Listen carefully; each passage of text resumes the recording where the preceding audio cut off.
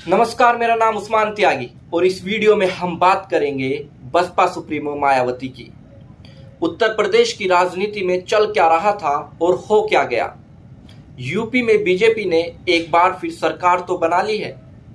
योगी और पीएम मोदी का एक बार फिर जादू तो चल गया है और चलता भी क्यों ना, जो देश प्रदेश के हित में काम करेगा जनता जनार्दन भी उसे ही चुनेगी।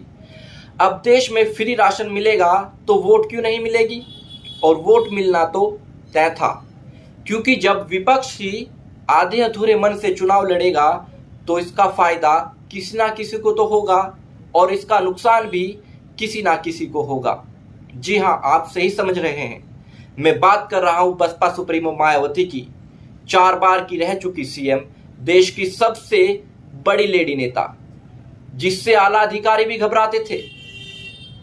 बात समझ में नहीं आ रही, आखिर बसपा सुप्रीमो मायावती चुनाव हारकर भी खुश क्यों है।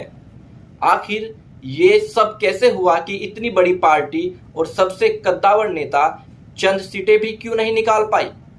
जब दलितों की नेता को ही दलित वोट बैंक ना मिले तो भैया बात हजम नहीं होती।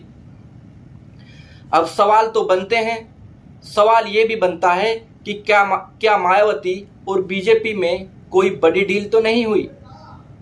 बीजेपी को जिताने में मायावती का कितना हाथ है, और मायावती का दलित वोट कट गया या फिर बीजेपी के खाते में सुप्रीमो के इशारे पर गया।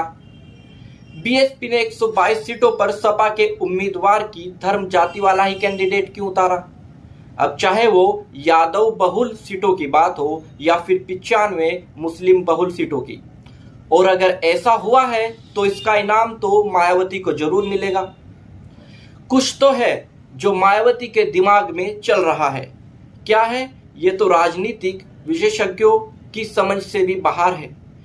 आखिर 2 दशकों में सबसे खराब प्रदर्शन के बाद भी बहन जी के चेहरे पर शिकस्त क्यों नहीं दिख रही।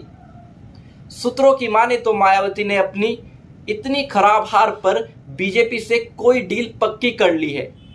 कहा तो यह भी जा रहा है कि राष्ट्रपति या उपराष्ट्रपति के पद के लिए बीजेपी मायावती का नाम ले सकती है। अगर ऐसा है तो यूपी में चुनाव 2024 को ध्यान में रखकर लड़ा गया है और जीता गया है। दलित वोट बैंक की शिफ्टिंग ने समाजवादी पार्टी का गणित बिगाड़ दिया और दूसरी तरफ बीजेपी को जीत दिला दी। वैसे तो चंद्रशेखर भी दलितों के नेता के रूप में उभर रहे हैं, लेकिन अभी उन्हें मायावती के सामने कड़ी मेहनत करने की जरूरत है, क्योंकि काशीराम के बाद दलित राजनीति की उत्तराधिकारी अभी भी मायावती ही है। मायावती के बारे में कहा जा रहा है कि उन्होंने जानबूझकर हार स्वीकार की है, मतलब मायावती इस चुनाव को जानबूझकर हारी है। कमेंट बॉक्स में आप अपनी राय जरूर दीजिए, क्या ऐसा है या ऐसा नहीं है। फिलहाल मेरे साथ इतना ही और मुझे दीजिए इजाजत। नमस्कार।